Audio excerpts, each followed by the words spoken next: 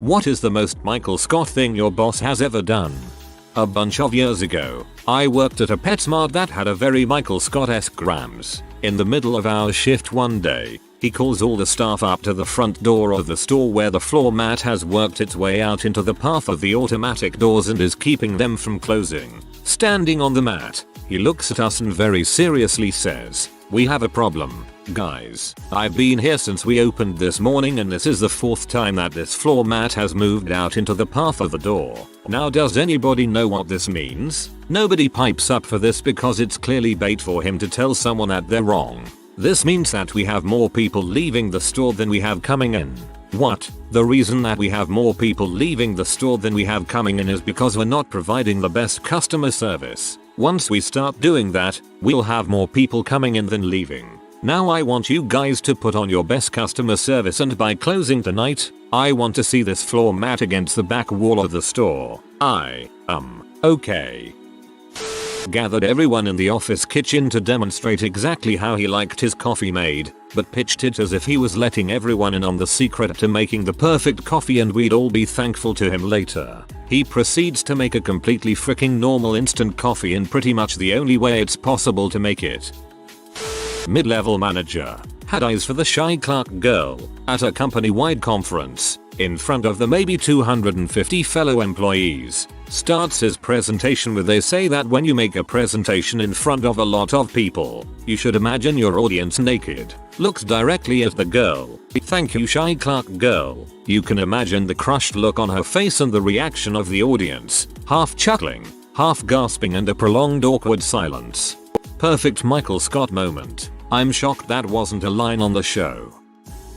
My former boss just got a promotion and left our workplace. He bought himself a going away full-sized sheet cake, 18 inches x 24 inches, 80 servings. He cut off a small corner at his going away party and then proceeded to close the cake box and take home the other 79 servings instead of sharing any of it with anyone. He was a really good boss and I will miss him, but that was pretty typical of him too. Well, that takes the cake. My boss gave herself an award and proceeded to show it off to everyone higher up than her. Never thought this would be so popular, so here's an edit to add clarification, more information. Without going into specifics, I work for a department at a college university, and my boss, who is the director of our department, also is the president of a volunteer organization that works in conjunction with higher education for our field. Any obligations for this volunteer organization are to be conducted outside of standard operating hours, yet half of my office, we're small, so 3 out of 6 people spend hours of our work time running this organization in her stead. So basically the award she received was for exceptional and outstanding contributions to volunteer organization. That's even worse than Michael Scott. He only bought himself a mug. He hired some random migrant farm workers to fix an authentic Mexican dinner for our office Christmas party. I grew up working alongside migrant farm workers in the Midwest, detasseling corn. They eat poor people food just like the rest of the working poor in the rural Midwest. So I knew this was going to be hilarious. I was not disappointed when he asked them what a certain delicious cheesy pasta dish they served us was called, and they answered mac and cheese casserole. This is wonderfully Scott-esque. It's born out of sincerity and falls astray at subtle racism. He was spelling his name over the phone to someone, and when he got to the I in his name he said I, as in, I. I once had a similar incident. I came across H, and for whatever freaking reason, I said, H as in Hitler. There was an awkward pause. I've answered this before, but my old boss once talked to me loudly about how he didn't understand how tampons worked. Then when I provided a perfunctory explanation, exclaimed that the only thing women should be sticking up there are penises. This is more something Todd Packer would say. Boss wanted to give his tie to one of my co-workers before a meeting to look more professional. The company we were meeting with don't wear ties. Our company doesn't wear ties. Both companies know this. My co-worker was wearing a lumberjack style shirt, so my boss wanted him to wear a formal tie with a short-sleeved, lumberjack style shirt to look more professional. Please tell me you have a picture of business lumberjack. When he pages someone over the intercom, he instructs them to report to the senior vice president's office instead just saying please come to Gary's office. We have like 20 people that work here. Everyone knows it's him when he starts the page. He likes hearing his own voice and title. My wife had a Michael Scott who always referred to people by their full names, even if there was no one else by that name. It was funniest with the woman who had a long name. I think we want to loop Stacy Smith Spitalfield in on this. There was no other Stacy.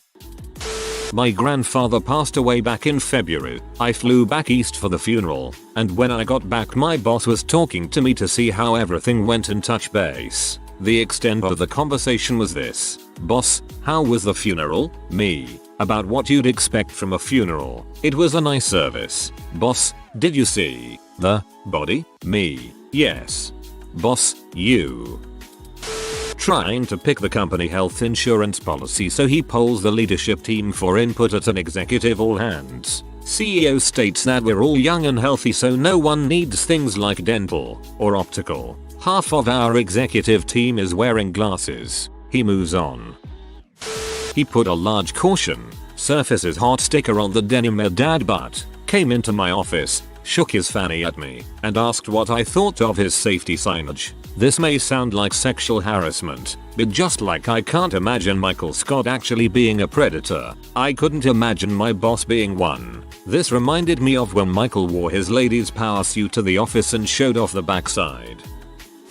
Remodeled our break room with a $4,000 fridge, ping pong table, espresso machine, and old arcade. After the red ribbon cutting party, he announced due to the tight budget, we wouldn't be getting our Christmas bonuses. Told the most inappropriate joke to me at work, in front of about 10 people. "What do you call nuts on your chest?" "Chestnuts." "What do you call nuts on a wall?" "Walnuts." "What do you call nuts on your chin?" "I don't know." "A dong in your mouth." Awkwardness throughout the whole room ensues. Dr. Dre, D.S. Newitz, 1992, 036 1 o'clock. I work at a Fortune 500 company, in the middle of an important meeting which was based around my boss. She leans over to me and whispers, "I'm organizing a flash mob for later this year. I want you to be a part of it." He has fallen asleep while speaking with me and signing some paperwork. Then when I woke him, played it off like nothing happened. Regularly spills coffee all over himself. Hung up on his daughter while she was telling him over the phone she was accepted to medical school, with nothing more than an "okay, bye." Gets out of confrontational conversations with other department heads and clients by mumbling incoherently or with irrelevant statements. They usually don't know how to respond and he just sort of slinks out of it. The list goes on. Gets out of confrontational conversations with other department heads and clients by mumbling incoherently or with irrelevant statements. They usually don't know how to respond and he just sort of slinks out of it. This man is a genius. He put a fake severed head in my bottom desk drawer and watched me from the corner of the room to see if it scared me. I just looked up, in a very Jim way, and blinked a few times and then closed the drawer. The look on his face was pure defeat. He was actually upset it didn't scare me. Like that's all he thought about the night before and I completely ruined his day. This is beautiful. Realizing I'm a little late to this, but still, I can't resist. I am a teacher and my school principal can be incredibly Michael Scott-like. One example includes, the day before Christmas vacation, students had just taken semester finals and had a half day of school. Teachers were swamped with grading the finals and grades were, of course, due the following afternoon. After the students left for their half day, teachers were told we would have a quick meeting followed by scheduled time to grade our assessments. Much to our relief, the meeting appeared short and most of the afternoon was scheduled for grading. When we got to the meeting, however, our principal excitedly announced that the whole afternoon schedule had been a lie and that we must all cover our eyes and walk to the science lab. After reluctantly following these bizarre instructions, we all found ourselves in what my principal called Winter Wonderland, where we would spend the next 3 hours participating in a gingerbread building contest. She locked us in, told us she would be back to judge at the end of the day, and left. TLDR. My principal locked all of the teaching staff in the science lab and forced us to make gingerbread houses on the busiest grading day of the season. That has to be against the FAR Code and or the Geneva Convention. My dad's boss once said he would give all employees something to boost encouragement in the workplace. They all got camo baseball hats with "JITA done" written on them. My former boss is a 71-year-old woman and we were on a conference call with our web designer talking about revamping a website. She starts complaining about the layout of the web page and proceeded to take a ruler and started measuring on her monitor, saying that the page is too narrow. There was a long, uncomfortable silence at the other end of the line and it took all the willpower I had to stifle a laugh. Our roles have since reversed, with me being her manager, which has led to much more awkwardness. Thankfully she will be retiring in November. My old boss knew we were all stressed and overworked, so he thought that the best way to get us to relax was to have a drum circle in the middle of the office while we were all trying to work. He kept trying to get people to join in, even people who were on the phone. Eventually it was just him sitting on the floor hitting bongo drums. Feelin' hot hot hot. One time my boss told an entire room that he had a soft spot for drunk drivers because if it weren't for a drunk driver killing his mother's first husband then he never would have been born. Also, his nickname was a slang term for ejaculating. When one of our clients finally told him what it meant, he refused to stop using it as a nickname because it was his name first. Really nice guy though, and it was fun to have him as my first boss. Left us with a ton of stories. The CEO called a company-wide meeting with no details provided. We were all to meet in the auditorium for a big announcement. People were freaking freaked out. Like, what the heck is going on? Did he sell the company? Do we have jobs? What the frick? Everyone shuffles in and the CEO and the half a dozen other execs are at the front of the room. We had a record-breaking year. Help yourself to some sodas and cake. Also, I am taking the executive staff to the Bahamas as a reward. We'll be out of the office next week. Weakest round of applause I've ever heard. Oh my goodness. I used to work for a crappy Italian chain food restaurant. Think Dennis of Italian food, and we had the best numbers in the state, second in the US. So all of our managers got sent on a lavish trip to Italy. They gave us crappy little Caesar's pizza that was cold as a thank you. My boss is Michael Scott. He even looks like Steve Carell. He tries so hard to be the entertainer. I keep a running list to tell my wife. I'll list some examples here but have to withhold some stories because they're too specific and can be routed back to me. His first meeting as boss, he put up a picture of Donald Trump on the PowerPoint and went into a Trump impression, saying, "We're going to make department great again," and continued saying Trump things like "You're beautiful thing." There were only 4 of us in the room. It went on for an uncomfortable amount of time, with no one laughing. No joke, his impression lasted 3 or 4 minutes with all of us awkwardly smiling and wishing he would move on. Someone made a German reference and he started going around the office saying Sieg Heil and Nazi saluting. He tells inappropriate stories all the time that go on for so long, without any idea they are inappropriate. Like how when he was young he used to tease his friend for going out with underage girls, or how he loved to change his old co-workers' wallpapers to gay p. He loves to recount stories to you of other times he did something he considered funny, like a funny remark he made in a meeting or something. The stories are so long, but he always makes it sound like he was killing it. He's used the terms "everyone roared with laughter" in moments I am sure are not true. An actual example is someone's last name was Townsend. He goes, "What's his mother's maiden name?" Village. The problem with listening to him recount his funny moments is that it takes forever to get the story over with. He tells you every detail, including the first and last name of everyone there. Anytime New York comes up, we have a lot of NY customers. He goes into a wise guy accent, starts going, "New York and yows guys." I sit next to my boss. The day I realized it was like working with Michael Scott was one day during my first 3 months when he was not in the office. It was easily the most productive day I ever had. I should mention he is very high up in the leadership ladder. Overall, good guy though.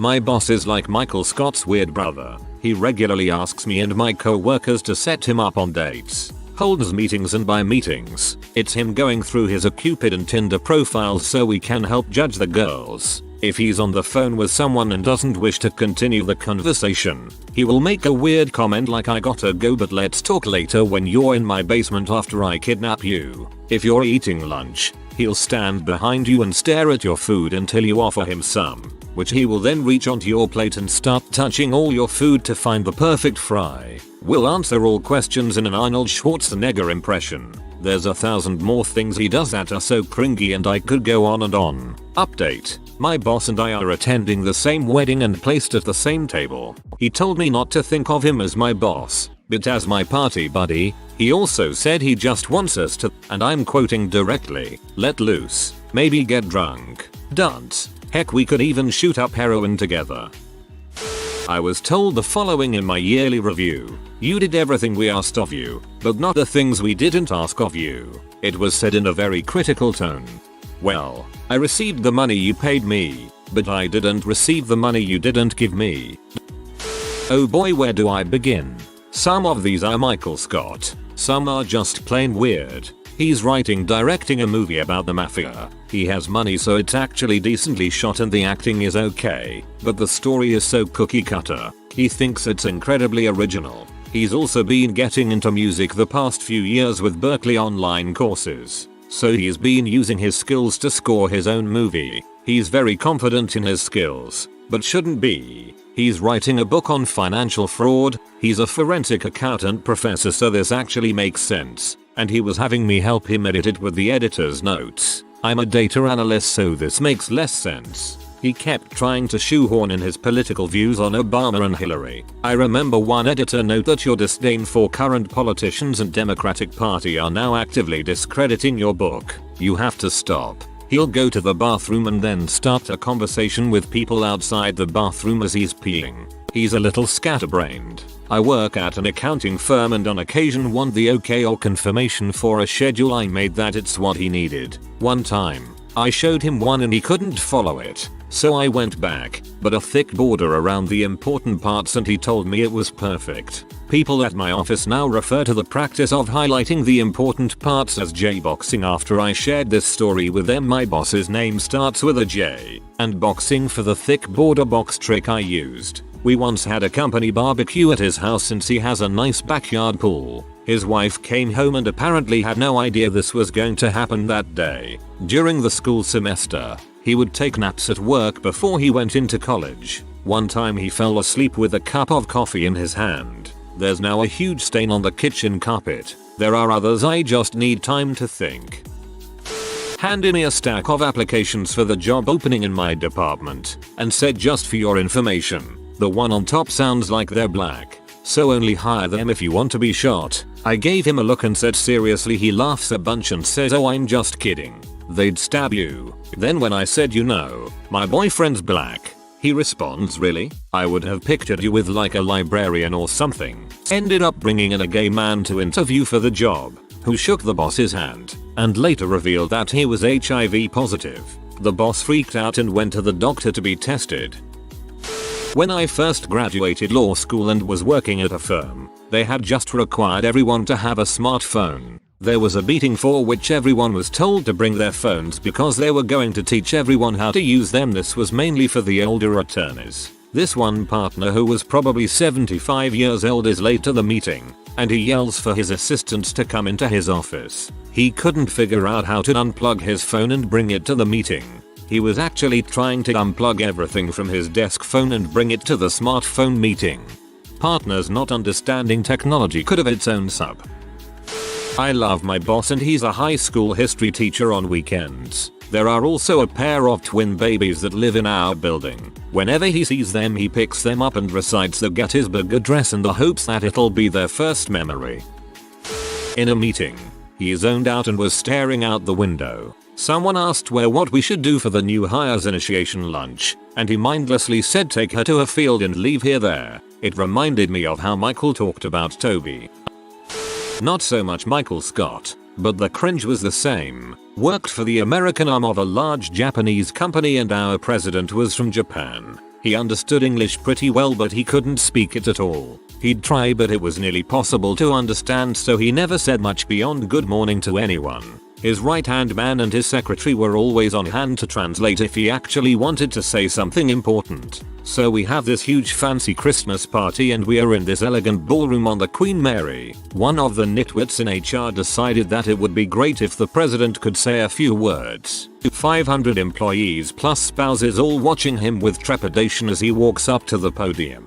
He looks around the room, takes a very long uncomfortable pause, and says, "Imagine the most stereotypical Hollywood Mr. Miyagi accent ever. I feel like octopus in W House. I don't know where to start." Double quote. Now that's how you open with a joke.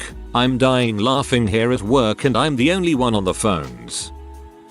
In the first month of my, then new, boss's tenure, he stood in the doorway to my office and told, at great length and in great detail, a story of how over the weekend he was pretty sure he'd seen a UFO. Not only had he seen the UFO, but he had reported it to the National UFO Database thing. He finishes this 15-minute monologue on the UFO, colors, height, movement pattern, etc. with the statement, "Turns out it was just a drone with a camera for filming the fireworks," and then turns and walks away.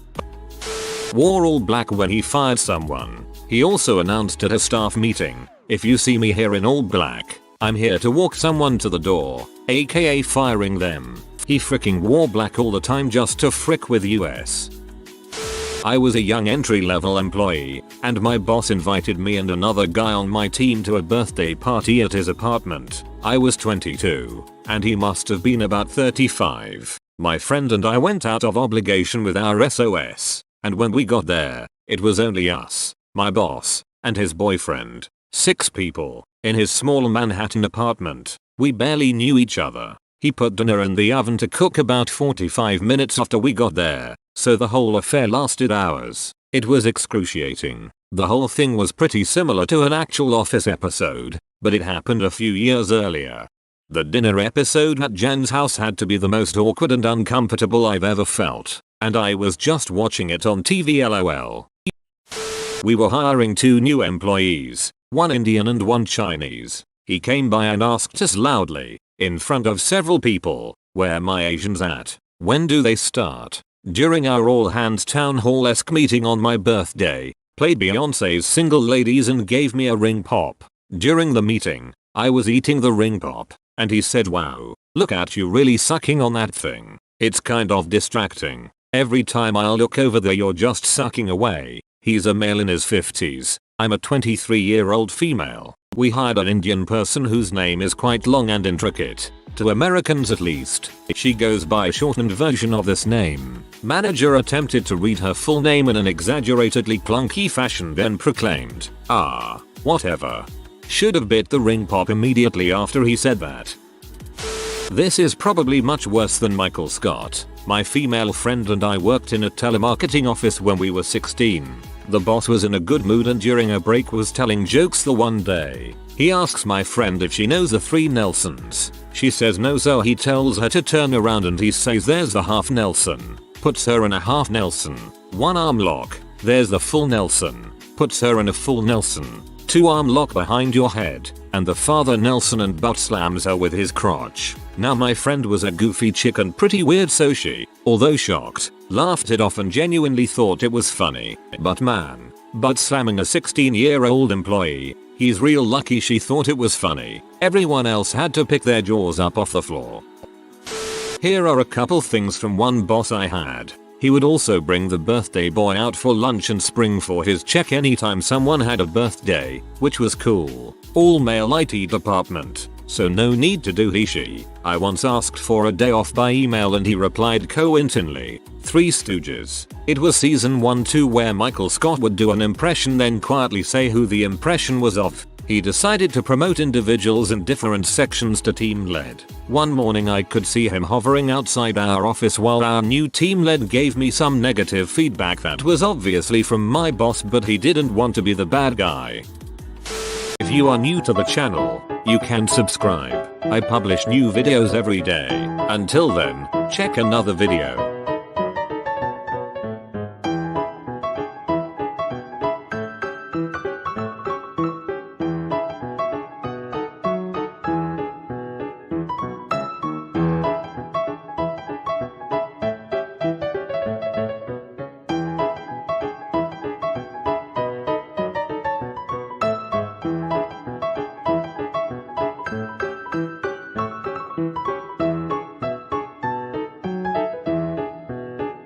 Bye for now.